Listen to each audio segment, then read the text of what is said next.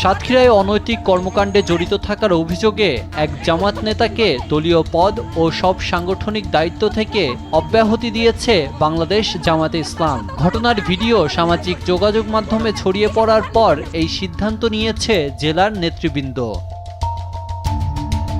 দলীয় সূত্র জানায়, সাতক্ষীরা সদরের 12 নম্বর বল্লীপুর ইউনিয়ন যুব ও ক্রীড়া বিভাগের ভারপ্রাপ্ত সেক্রেটারি মোহাম্মদ ফিরোজ শাহকে দলীয় শৃঙ্খলা ও সাংগঠনিক নীতিবিরোধী কর্মকাণ্ডের অভিযোগে সব দায়িত্ব থেকে অব্যাহতি দেওয়া হয়েছে। স্থানীয়দের দাবি, গত 8 জুলাই শহীদ আব্দুল রাজ্জাক পার্কে এক নারীর সঙ্গে দেখা করেন ফিরোজ শাহ। এ সময় তার স্ত্রী আপত্তি জানালে মুহূর্তেই সেখানে উত্তেজনাকর পরিস্থিতির সৃষ্টি হয়। ঘটনাটির ভিডিও সামাজিক যোগাযোগ মাধ্যমে ছড়িয়ে পড়ে।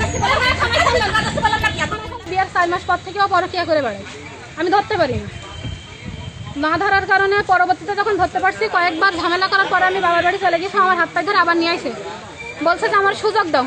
তার পরবর্তীতেও আবার ওর কলেজ